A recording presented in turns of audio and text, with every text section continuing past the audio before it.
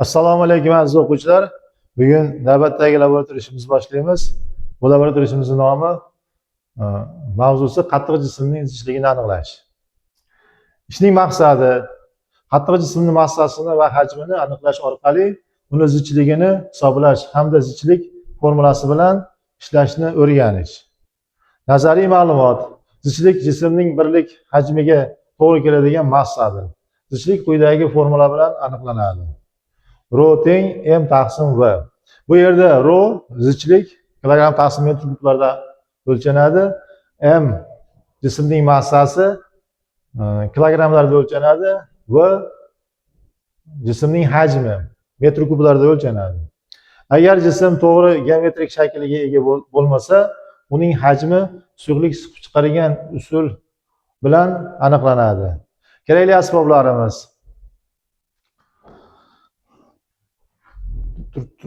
tarozi,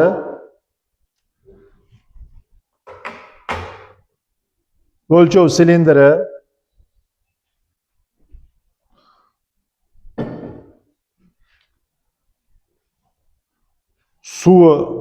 suv, keyin hajmi turlicha bo'lgan jismlar. Hajmi turlicha bo'lgan jismlar mana jismimiz 3 ta, mana shu uchalasini hajmini o'lchaymiz. Keyin shtativ kerak bo'ladi bizga. Iplar. Ishni bajarish tartibi: qattiq jism tarozida tortilib uning massasi aniqlab olamiz. Buni tarozida tortib massasini aniqlab olamiz. O'lchov silindriga ma'lum miqdorda suv quyamiz. Mana hozir suv quyilgan holatda turibdi o'lchov silindrimizda. Boshlang'ich hajmni belgilab olamiz. Mana 140 gramm, milligramm boshlang'ich hajmimiz bor. Qattiq jism ehtiyotlik bilan suvga qattiq molov hajmi topish kerak, masalan, zichlikni topish kerak bo'lgan jismlarni ehtiyotlik bilan silindrga tushiramiz. Hop. Suvning yangi hajmini aniqlab olamiz. Shu yangi hajmdan oldingi hajmda ayirib tashlasak, jismda buni massa zichlik aniqlanish kerak bo'lgan jismda hajmi topiladi. Zichlik formulasi yordamida jismning zichligini aniqlaymiz. Mana bu formula yordamida jismning zichligini aniqlaymiz. Kuzatish va hisoblashlarni quyidagi jadvalga yozib olamiz. Mana massasini yozamiz, suvning boshlang'ich hajmini, suvning oxirgi hajmini, keyin ayrilgan hajmini yozamiz, keyin zichlik topib qo'yamiz. Xulosamiz: demak, laboratoriya ishida qattiq jismning massasi va hajmi orqali aniqlanishini topamiz. Olingan qiymatlar asosida jismning zichligi hisoblab chiqiladi. Natijalar jismning qaysi moddadan yasalganini taxminan bilish imkonini beradi. Nazariy savollarimiz bor. Mana shu laboratoriya ishini bajargandan keyin o'quvchilar qanchalik laboratoriya ishini tushunganligi uchun o'zlarini sinab ko'rishlari uchun shu nazariy savollarni berganmiz. Zichlik deb 10 ta nazariy savolimiz bor ekan. Savollarga javob bersa, keyin laboratoriya ishini baholash osonroq bo'ladi. Endi laboratoriya ishini bevosita bajarishga o'tamiz. Aziz o'quvchilar, endi laboratoriya ishimizni massalarni tortib olish bilan davom ettiramiz. Birinchisining massasini tortib olamiz. 65,5 gramm ekan. Dastiga yozib olamiz. 65,5 gramm. Ikkinchisining massasini tortamiz. 93,5 gramm ekan. Yozib olamiz. 93,5 gramm. Uchinchi jismning massasini tortib olamiz.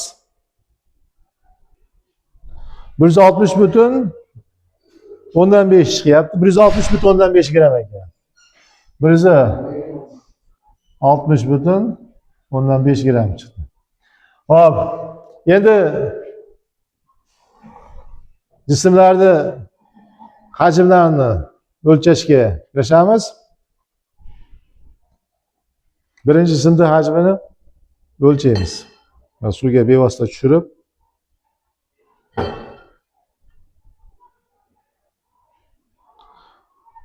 oldingisini o'lchab olishimiz kerak emas. Dastlab suvni o'zini hajmini o'lchaymiz. 140 gram ekan. Boshlang'ich hajmimiz 140 gram. 140 santim 140. Hammasida ham 140 bo'ladi. Endi oxirgi hajmni o'lchaymiz.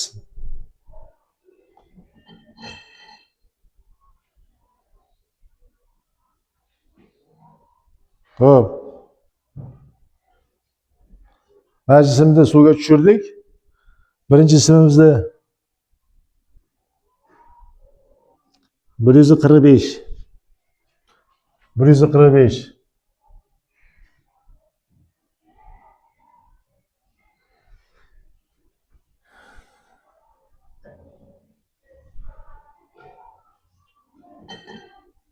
İkinci jismni suvga tushiramiz.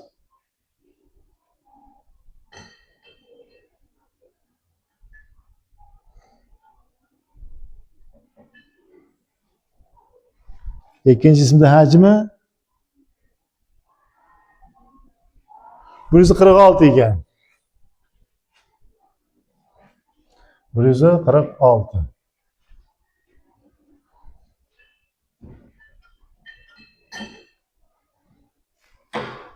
Üçüncü jismni suyuqlikka tushiramiz.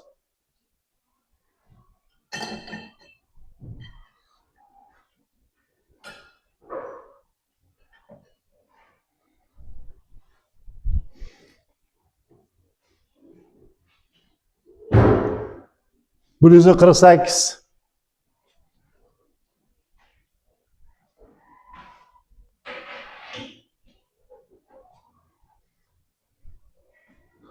Bo'lasi qo'yib ko'rasiz.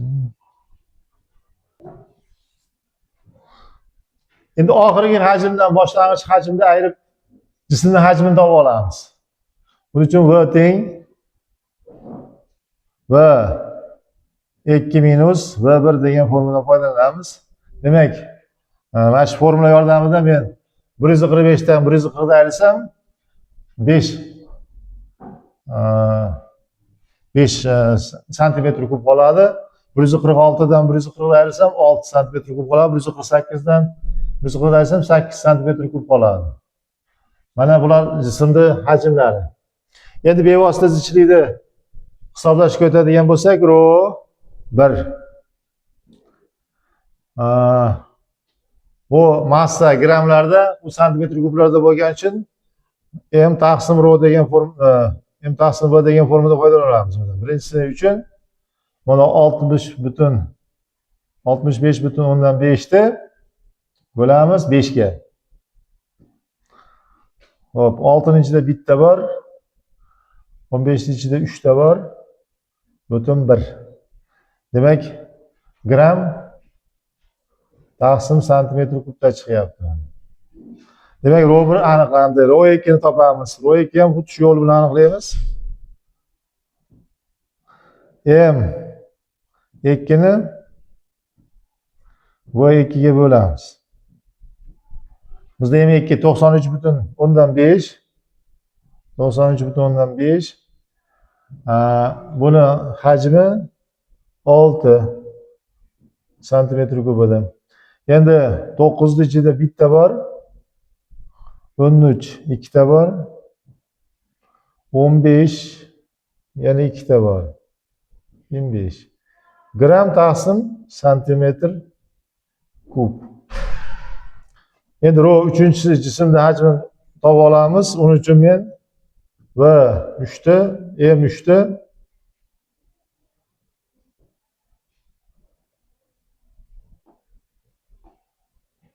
ni M3 ni V3 ga bo'laman. bizda M3 160,5 buni men 8 ga bo'laman. Bo'lsam 16-ichida ikkita, xo'p, 0 butun 50 ichida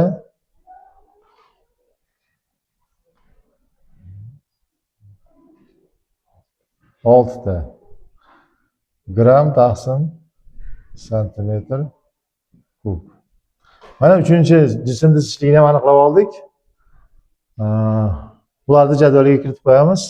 Demak, 13,1, 12,25, 20,6.